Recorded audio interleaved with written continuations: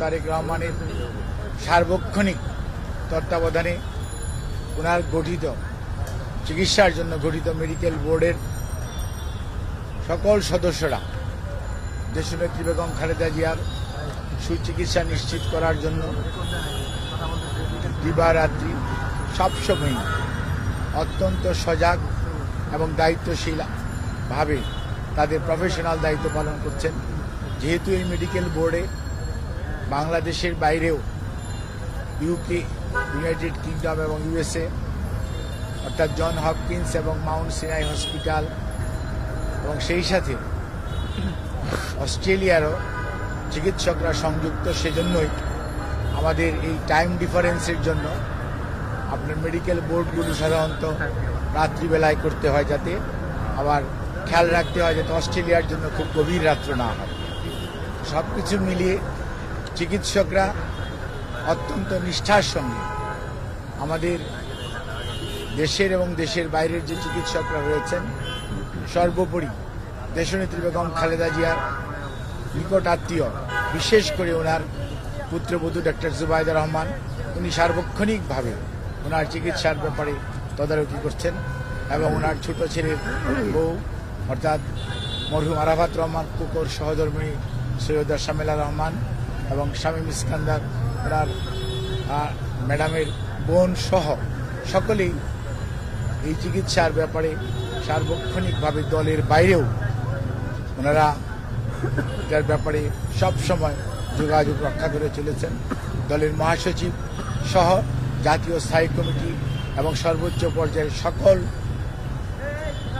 পর্যায়ের নেতাকর্মীদের বাইরেও বাংলাদেশের বিভিন্ন রাজনৈতিক দল যারা বর্তমানে ক্রিয়া, সকল রাজনৈতিক দলের সর্বোচ্চ পর্যায়ের নেতৃবৃন্দ চিকিৎসার ব্যাপারে সার্বক্ষণিকভাবে যোগাযোগ রাখছেন, খোঁজ নিচ্ছেন এবং সর্বোপরি সরকারের মহামান্য রাষ্ট্রপতি সহ আমাদের অন্তর্বর্তীকালীন সরকারের প্রধান উপদেষ্টা ডক্টর মোহাম্মদ ইউনূস স্যার সহ সকল সরকারি সর্বোচ্চ পর্যায়ে এবং সকল শ্রেণী পেশার মানুষ উৎকণ্ঠার মধ্যে রয়েছেন। আমরা বেশ কয়েকদিন আগে অর্থাৎ গত শুক্রবারই দেশের বাইরে যাওয়ার জন্য যে সিদ্ধান্ত মেডিকেল বোর্ডের পক্ষ থেকে হয়েছিল, কিন্তু একদিকে মেডিকেল অ্যাম্বুলেন্সের কারিগরি ত্রুটি, অন্যদিকে দেশনেত্রী বেগম খালেদা জিয়ার স্বাস্থ্য ব্যবস্থা ও স্বাস্থ্যের অবস্থা ওই সময়ের জন্য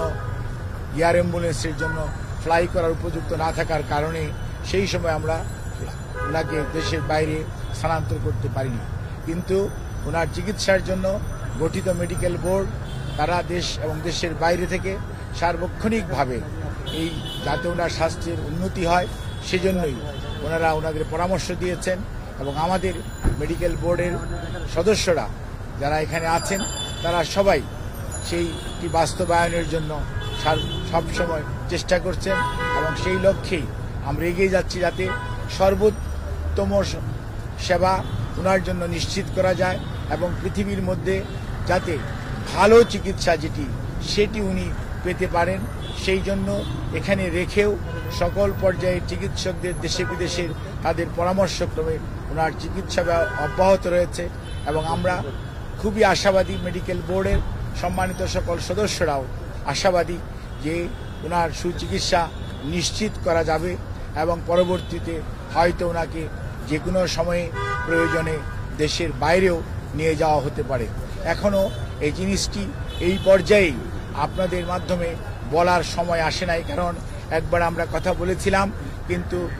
আমরা এক ধরনের কথা বলি, আল্লাহ রাব্বুল আলামিন কী ধরনের ব্যবস্থা ওনার জন্য রেখেছেন সেটি আমাদের কারো বা ধরাছোঁয়ার মধ্যে পড়ে না। কাজেই মহান আল্লাহ রাব্বুল আলামিনের রহমত এবং মানুষের দোয়া এবং সব মানুষের প্রচেষ্টা এবং চিকিৎসার সাথে সম্পৃক্ত চিকিৎসক, নার্স সহ সকল পর্যায়ের চিকিৎসা কর্মীদের অব্যাহত প্রচেষ্টা, সেই সাথে ওনার পরিবারের সকল সদস্য সহ দেশের 17 কোটি মানুষের উৎকণ্ঠার মধ্যে সবাই দিনাতিপাত করছেন। কাজে এই অবস্থায় আমরা আপনাদের মাধ্যমে দেশবাসীর কাছে আমরা আকুল আহ্বান জানাই, আবেদন জানাই, ওনারা যে দোয়া করছেন, ওনারা সুস্থতার জন্য সব সময় করে চলেছেন, সেটি যাতে ওনারা অব্যাহত রাখেন এবং আল্লাহর অশেষ মেহেরবানিতে দেশনেত্রী যাতে এবারে ওনার যে শারীরিক সংকটময় অবস্থা উনি অতিক্রম করছেন, সেটি যাতে উনি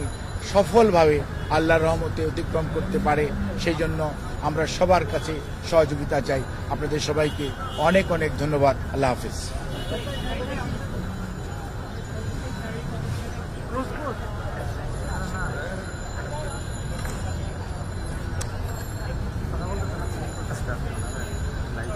উনি